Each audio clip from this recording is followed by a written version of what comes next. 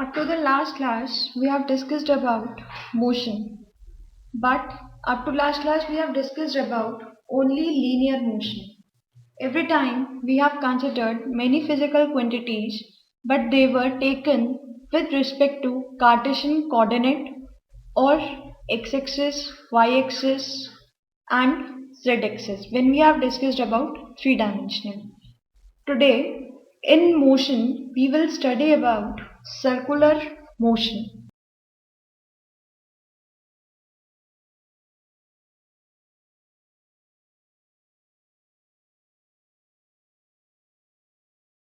When the motion of a particle is along a circle, then it is termed as circular motion. So, we can define it as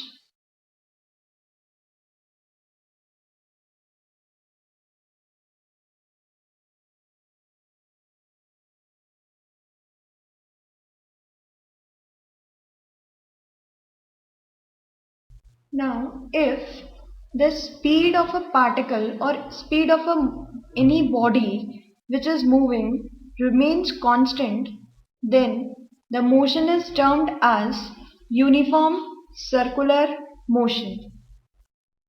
We will in this motion we talk about speed because in this motion at every point, let us consider that if we take point A in this circle and point B, which are very close to each other, at these two points also we will observe that the velocity changes because at every point the direction is changing. So we cannot assume or we cannot state that velocity remains constant. As velocity is a vector quantity, so change in magnitude or direction relates to the change in velocity. Hence, the velocity cannot be constant in circular motion. So, we can define uniform circular motion as when the speed remains constant. As we stated that at every point the velocity changes. We have studied that change in velocity is known as acceleration. So, we can say that circular motion is a accelerated motion.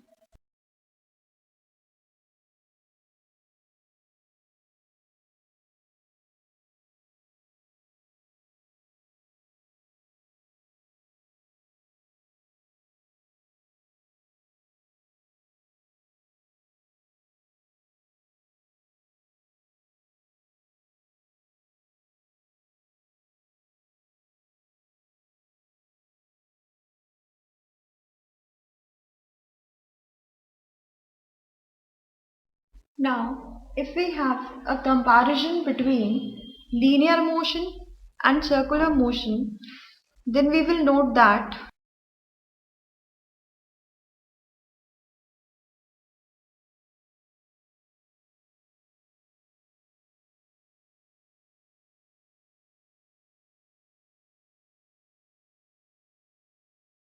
first point of difference between these two motion is that in linear motion the direction remains constant.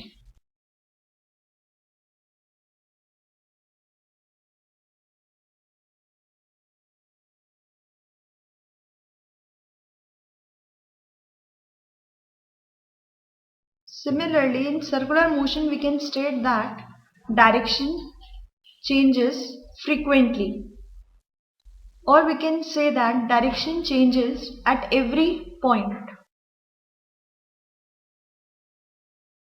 Next point of difference is that in the linear motion it is not an accelerated motion. So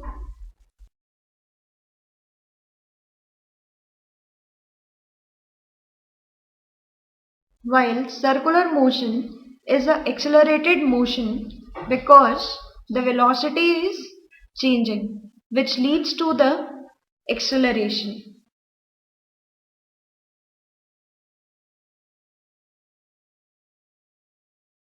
While studying about linear motion, we came across many terms like distance, displacement, velocity, speed, acceleration. Similarly, these terms are also defined in circular motion. But in circular motion, these terms are defined in different fashion. So, starting with first term, that is angular displacement.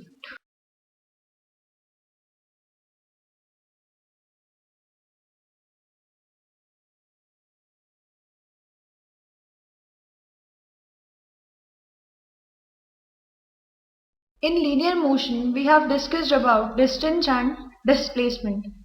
Same role is played by angular displacement in circular motion, and it is denoted by theta. It is defined as the angle suspended by the body at the center in a given interval of time. Means it is the angle which is formed by the rotation or by the movement of body along the circular path with respect to time.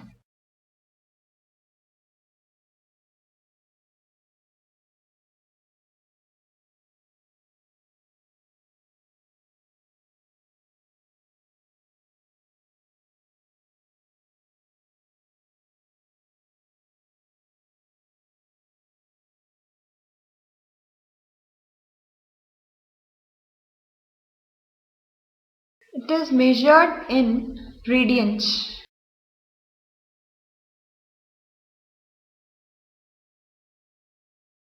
It is considered that radians is the most convenient term or most convenient unit for measuring the angular displacement.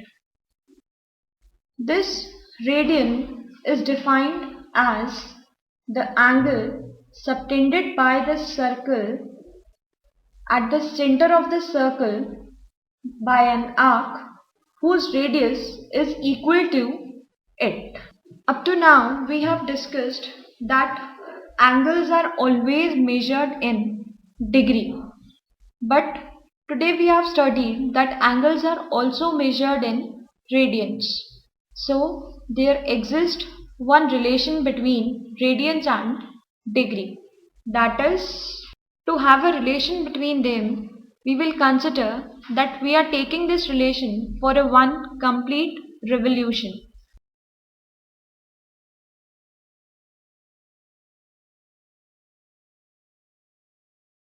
If we are talking about one complete revolution, then the angle which is subtended will be 360 degree,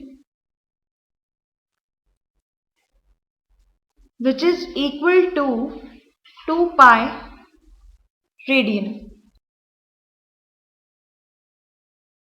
It can also be written like 1 degree into 360 degree, that is equal to 2 pi. So 1 degree will be equal to 2 pi divided by 360.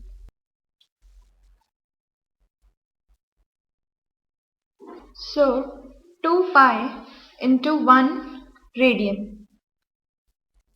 We can write it as 360 degree divided by 2 pi equal to 1 radian. On solving this by keeping the value of pi, we get 57.3 degree, that is equal to 1 radian. So this is a relation between degree and radian.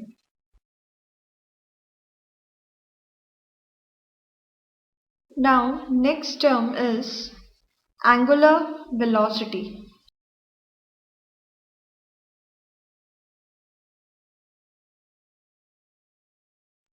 In linear motion, we have studied about speed and velocity. Likewise, in circular motion, we will study about angular velocity.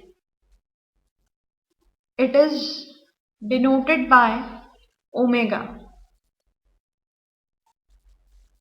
and it is defined as angular displacement per unit time is known as angular velocity.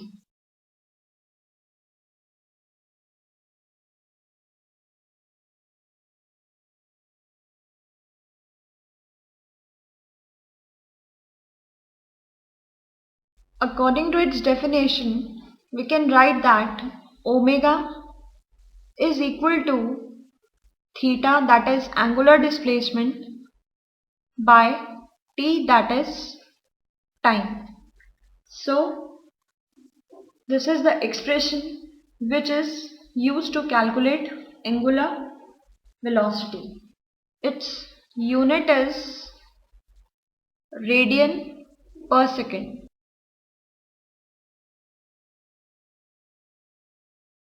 We can also calculate omega, that is angular velocity, in terms of time period, that is t, and frequency.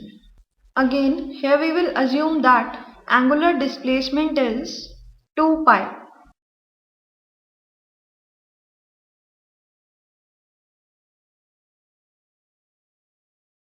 So substituting this value of angular displacement in above formula, we get omega equal to 2 pi by t.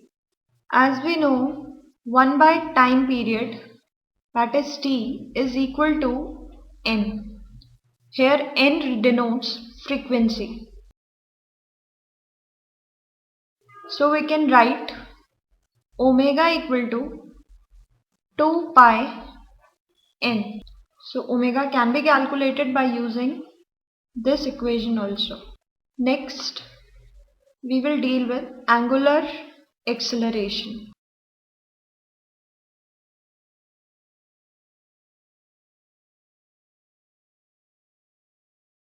In linear motion, we have studied about acceleration. Likewise, in circular motion, we will study about angular acceleration. Here also, angular acceleration is defined as rate of change of angular velocity. It is denoted by alpha.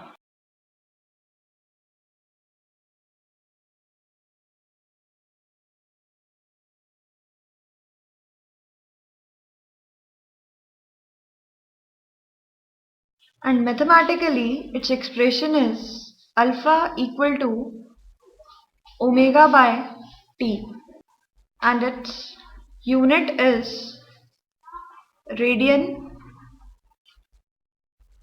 per second square. Now we will discuss about relation between linear and angular quantities.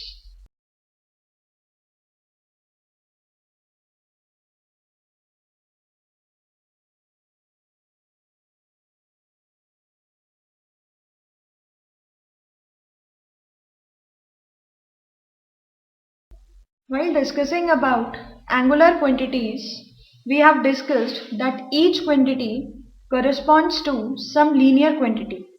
So, we will discuss that how these two quantities, which are similar but defined in other motion, how are related to each other. First, we will discuss about the relationship between angular displacement and linear displacement.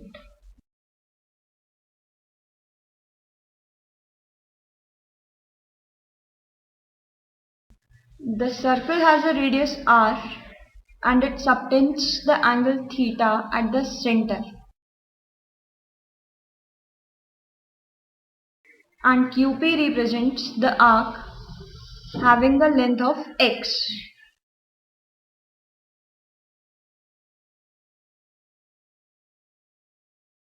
Angle can be calculated as length of arc by radius. Here angle is theta, arc is x and radius is r. So by cross multiplying them we get theta into r is equal to x. So this is the first relation between angular displacement and linear displacement. Next, we will evaluate the relationship between linear velocity and angular velocity. In the above relation, we stated that x is equal to r theta. We know that if we want to calculate velocity, that is denoted by v, is equal to displacement by time. So x by time will be equal to velocity, and in angular quantities it is defined as angular displacement per unit time.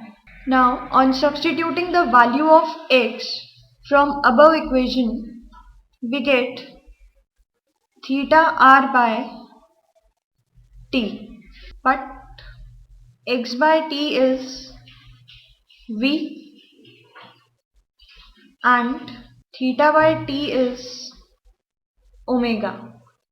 So on substituting these value we get v equal to r omega. This is our second relation, and the last relation is between angular acceleration and linear acceleration. In above formula we stated v is equal to r omega. Acceleration is defined as v by t. On substituting the value of v from above, we get r omega by t, but v by t is a, that is linear acceleration, and omega by t is equal to alpha, that is angular acceleration. On substituting these two values in above formula, we get a equal to r alpha. So this is our third relationship between linear and angular quantity. Here we complete motion.